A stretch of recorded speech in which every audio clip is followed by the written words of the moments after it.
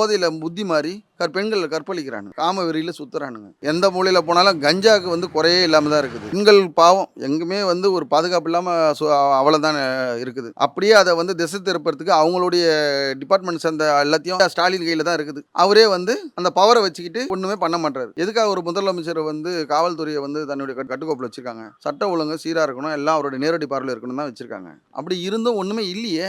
எங்க பார்த்தாலும் கள்ளச்சாராயம், மது, என்ன ஒயின் ஷாப்பு நான் ஸ்டாப்பா ஓப்பன்ல தான் இருக்குது.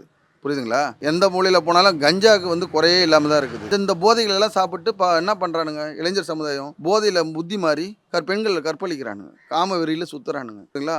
மக்கள் ஒரு பெண்ண காலேஜுக்கு அனுப்பிச்சா, அவ போயிட்டு திரும்ப வீட்டுக்கு வர வரைக்கும் படிக்க போனாலேன்ற ஒரு சந்தோஷத்துல இல்ல. போன பொண்ணு திரும்பி பத்திரமா வருவாளான்ற ஒரு பயத்துல தான் இருக்காங்க. இந்த மாரி ஆட்சிய வச்சுக்கிட்டு, இவங்க பவர வச்சுக்கிட்டு, இவங்க அவனுடைய மாணவர்களுக்கும், இன்ப நிதியுடைய ஃப்ரெண்ட்ஸுங்களுக்கும் இருக்கிற அமைச்சர்லாம் பின்னாடி இவங்க பின்னாடி சுத்திட்டு இருந்தா மக்களுக்கு எப்போ வருவாங்க?